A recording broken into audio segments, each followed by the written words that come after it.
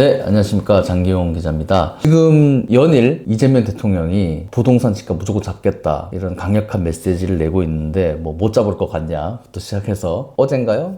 똘똘한 한 채로 갈아탄다? 그것도 안 하는 게 이득일 거다 이런 말을 했는데, 그래서 과연 집값이 진짜 잡힐까 한번 이야기해보면 좋을 것 같습니다. 굉장히 조금 민감한 주제긴 한데 일단 핵심은 지금 다주택자들 같은 경우에는 양도세율이 1주택자보다 훨씬 높잖아요. 근데 요게 오래 가지고 있었던 분들, 장기 보유라고 그러죠. 장기 보유를 했던 분들 같은 경우에 특별 공제라고 해서 세금을 조금 깎아주는 그런 것들이 이제 적용되고 있었습니다. 근데 요게 5월 9일부터 종료가 돼요. 그래서 이걸 연장할 거냐 말 거냐라는 이야기들이 계속 있었었는데 연장하지 않겠다, 이제 이재명 대통령이 공표를 한 거죠. 실제로 지금 집값 동향을 봤더니 40주인가 이상으로 연속 오르다가 이번 주에 살짝 내려오는 모습도 보이고 있습니다. 그러면 유예 기간이 이번에는 없이 그냥 5월 9일? 그죠. 이게 한시 유예였는데, 그래서 유예를 더 연장할 거냐 말 거냐 이제 이야기들이 있었는데, 이재명 대통령이 더 이상 유예 연장하지 않겠다라고 공표를 한 거죠. 그러다 보니까 당연히 한 번 더 연장하지 않을까, 계속 연장하지 않을까라고 생각했던 분들이 좀 집을 내놓은 분들이 생기겠죠. 그러면서 집값이 조정되고 있는데, 이 조정되는 국면이 그러면은 계속 이어질 거냐, 그래서 쉽게 말해서 집값이 이제 내려갈 거냐, 아니면은 어느 정도 소화되고 나면 하락의 징조가 멈추고 상승할 거냐, 이런 것들로 감론을박이 좀 있는 것 같습니다. 제 의견을 좀 말씀드리면, 저는 집값이 조금 안정돼 보이는 모습이 한시적인 현상이라고 봅니다. 이렇게 이야기하면 이재명 대통령이 강력한 의지를 보고도 너가 그렇게 이야기하냐, 적폐 세력이냐, 이렇게 이야기하실 수도 있는데, 우리가 수치를 보면요, 일단 올해 서울과 경기도, 인천에 새 아파트 입주 물량이 한 7만 가구 정도로 예상이 됩니다. 원래 평균적으로 봤을 때 한 20만 가구 정도 입주를 하거든요, 보통. 그럼 3분의 1 토막이 나는 거잖아요. 그렇게 되면은 당연히 공급 물량이 줄어드니까 전세나 월세가 자극을 받을 수밖에 없죠. 쉽게 말해서 상승을 할 수밖에 없다. 그러면은 전세나 월세가 받침이 되면 매매 가격도 어느 정도 그 전세가 붙잡아주는 그런 현상이 벌어질 수가 있죠. 물론 전세가 오른다고 해가지고 매매가 오르거나 전세가 떨어진다고 해서 매매가 떨어지거나 이렇게 완전히 연동돼 있진 않습니다. 그런데 또 우리가 특수한 상황을 감안을 해야 되는 게, 지금 반도체가 슈퍼 사이클 넘어서 메가 사이클이 왔다라고 할 정도로 어마무시 지금 5,000p 돌파를 했잖아요. 들어보니까 하이닉스 직원들 성과급이 1억이 나왔대요. 세금 내고 하면은 좀 더 깎이긴 하겠지만은 어마무시한 돈이 지금 풀리는 거거든요. 거기다가 정부에서 또 기본소득이라 해가지고 소비 쿠폰이라고 해가지고 또 돈을 좀 풀었잖아요. 그런 것들이 돌고 돌아서 또 은행으로 돌아서 지금 이제 주식으로 가냐 부동산으로 가냐 했을 때 지금 주식으로 좀 가는 경향은 있는데, 이게 어느 정도 돈이 또 적당할 때는 주식 투자나 이런 것들 하는데, 이게 금액이 커지면은 사람들 습성상 자산으로 묶으려는 경향이 있어요. 왜냐면 주식은 계속 변동이 좀 있잖아요. 근데 부동산은 아무래도 그 변동폭이라는 게 하루아침에 갑자기 2배 이렇게 올라가거나 하루아침에 반값 떨어지거나 이러진 않거든요. 점진적으로 진행되는 경향이 있기 때문에, 그리고 안정된 자산으로 전환하려는 그런 움직임이 나타날 수 있다는 겁니다. 그러면은 전세 월세가 하락할 가능성이 극히 적고 이제 유동성이 풀리는 상황에서 증시도 5,000p 넘어서 6,000p 이렇게 가지는 하는 거는 사실상 힘들지 않겠나. 물론 가면 또 좋다고 생각을 하지만, 여튼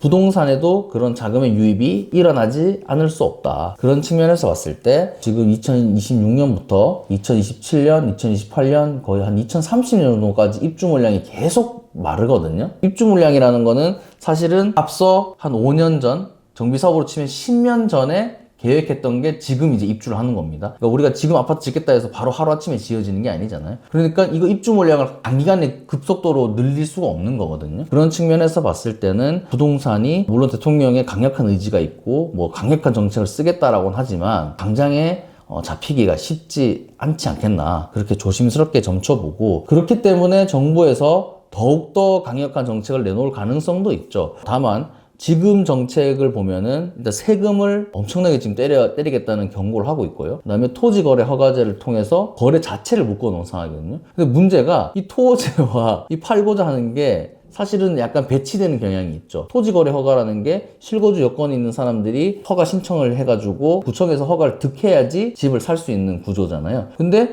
우리가 지금 집을 팔아라 하는 대상은 누구죠? 다주택자란 말이죠. 근데 다주택자들은 지금 그 집에 세입자들이 살고 있을 거 아닙니까? 근데 우리는 세입자 지금 보호하고 있죠. 우리 전세 세입자 갱신권이라고 해가지고 저 더 살래요 하면은 집주인이 거부할 수가 없습니다. 그런 상황에서 세입자를 내보내고 집을 실거주자에게 넘겨줘야 되는데 이마저도 쉽지 않다는 거죠. 지금 전세 월세가 자극을 받으면 세입자들 집 옮겨 쉽지 않을 것 같거든요. 그러면은 그런 상황들이 엮여 나갔을 때 정부의 의도대로 흘러갈 것인가? 저도 사실은 되게 궁금합니다. 이 집값을 잡는다는 게 사실 뉴욕이나 세계적인 도시들 있잖아요. 거기서 집값 잡는 거 쉽지 않거든요. 근데 서울도 제가 예전 영상에서 말씀드렸다시피 세계 10대 도시입니다. 이 세계 10대 도시에서 집값을 잡을 수가 있나? 그리고 주택 보급률 100% 넘는다. 뭐 며칠 전에 보수 인사인 홍준표 전 의원도 뭐 100% 넘는데 이거는 다주택자들 놈들이 잘못한 거다. 이런 식으로 이제 이야기를 하신 경향이 있는데 이 팩트를 말씀드리면은 지금 서울 내에 그리고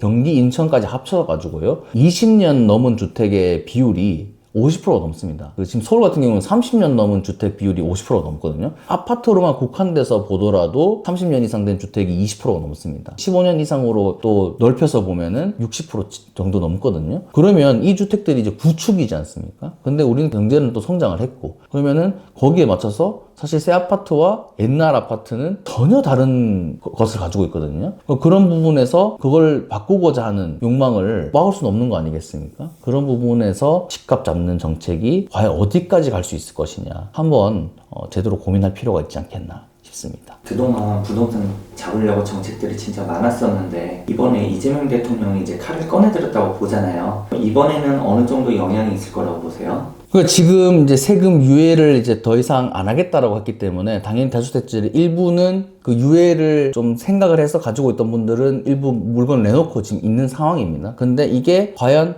어디까지 풀릴 거냐? 그런 부분에서 봤을 때는 좀 한정적이지 않겠나라고 저는 보는 것이고 그다음 세금을 더 때린다라고 하는데 생각해보십시오. 세금을 때리잖아요. 그러면 그 자산을 갖고 있는 사람, 그 사람들은 어떻게 할까요? 세금이 뜨거우니까 빨리 팔아야겠다 할까요? 아닙니다. 그 세금을 가격에 붙이겠죠. 그런 것들이 사실은 이전에 문재인 정부에서 나타났던 현상이지 않습니까? 당연히 우리가 그런 부분에 있어가지고 예측을 할 수 있는 거고요. 예시를 하나 들어드리고 싶어요. 예전에 피디님 세녹스라고 아세요? 우리 그 자동차에 넣는 첨가제인데 원래는 이제 섞어서 넣어라 했는데 세녹스만 넣어도 차 가더라 해가지고 세녹스를 엄청 넣었단 말이에요. 근데 그게 가능했던 게 세녹스 원가가 한 500원 정도 되는데 쉽게 말해서 연료가 아니다 보니까 연료에 붙는 여러 가지 세금이 안 붙어서 쉽게 말해서 원가 싼 거고 휘발유는 휘발유에다가 여러 가지 뭐 유류세 뭐시기 붙으니까 원가는 300원인데 세금이 한 몇백 원 더 붙으니까 그래서 세녹스가 싼 그런 상황이 벌어졌었거든요.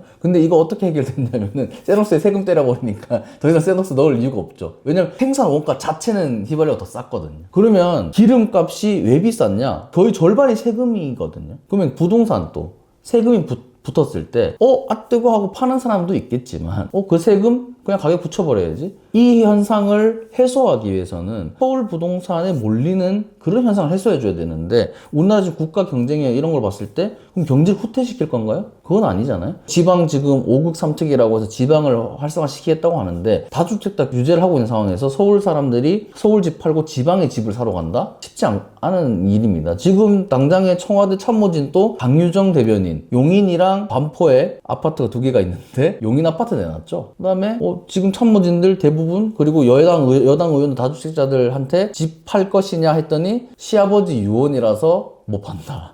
여러분 지금 오죽하면 커뮤니티에는 그 정책을 위반하는 사람들이 실제로 어떻게 하는지 봐봐라. 고위공직자들이 어떻게 행동하는지를 봐라. 그게 정답이다 라고 하는데 지금 이번 정부에서 고위공직자들이 어떻게 움직이고 있죠? 집을 과연 진짜로 팔고 있고 똘똘한 한 채도 포기하는 그렇게 치면은 강유정 대변인 아크로 리버파크 팔았어야죠. 60억짜리. 그렇지 않잖아요. 그거를 강제한다는 게 사실은 굉장히 어려운 거고요. 공산주의처럼 그냥 뺏은 다음에 몰수한 다음에 나눠준다. 이 정도까지 가지 않는 이상 쉽지 않은 일이죠. 왜냐면 사람들은 누구나 선호 지역이 있는 거고. 그거를 해소하려면은 일단 서울 내에서 우리 지금 오세훈 시장은 다시 강북시대 이렇게 이야기 하잖아요. 그럼 강북에 일자리를 집어넣고 그렇게 해서 강력한 또 교육을 강화시키는 조치들을 취하고, 그렇게 해서 서울 내 불균형부터 일단 좀 해소를 하고, 그게 좀 더 확산되도록 지방에 가고, 순차적으로 다른 데를 개발해서 다른 곳을 올려주는 방식으로 균형을 맞춰야지, 이걸 찍어 눌러서 하향 평준화 시키겠다? 그게 과연 옳은 방향인지 잘 모르겠습니다. 우리가 경제가 발전하면 당연히 거기에 따른 반대급부로 재화의 가치가 올라가게 돼 있는 거잖아요. 그런 부분을 도외시하고 찍어 누를 수 있다? 사람들이 돈이 있는데 내가 원하는, 사람들이 선호하는 지역에 살고 싶어 하지, 하급지, 우리 하급지란 말도 저도 그런 부분에서는 좀 되게 안 좋다는 단어라고 생각하긴 하지만은 하급지로 가고 싶지 않잖아요. 그런 부분들을 좀 살피면서 사람들의 본성은 어떻게 되는 건지, 이런 것들을 좀 살펴가면서 할 필요가 있지 않겠나. 맹자에 보면 이런 말이 있거든요. 군자는 무항산해도 유항심하는데 일반 백성들은 무항산하면 유항심할 수 없다, 이런 말이 있습니다. 뭐냐면은 약간 도덕적으로 우월한 사람들은 일정한 수입이 없어도 올바른 마음을 유지한다는 거예요. 근데 대부분의 사람들은 수입이 끊기고 먹고 살기가 궁핍해지고 하면은 그 마음을 유지하기가 쉽지 않죠. 근데 그게 나쁜 겁니까? 그 사람들을 그렇게 도덕적 잣대로 들이대가지고 했던 게 우리가 이야기하는 이슬람의 탈레반, 유교의 그런 너무 지나친 유교 형식주의, 그걸로 인해서 우리가 나라를 잃기까지 했지 않습니까? 너무 도덕적인 그런 잣대를 들이대면 안 된다고 저는 생각을 해요. 저는 유교 철학을 전공했지만, 그렇기 때문에 사람들이 살고자 하는 방향, 가고자 하는 방향, 살고 싶어 하는 집이 어딘지, 그럼 거기는 왜 살고 싶어 하는 지역이 됐는지, 그러면은 다른 지역은 그렇게 만들어 줄 수 없는지, 그런 식으로 조금 생각을 좀 전환할 필요가 있지 않겠나 싶습니다. 부동산 정책에 대해서 생각의 패러다임을 바꿔야 하지 않나 조심스럽게 말씀드려봅니다. 네, 여기까지 하겠습니다.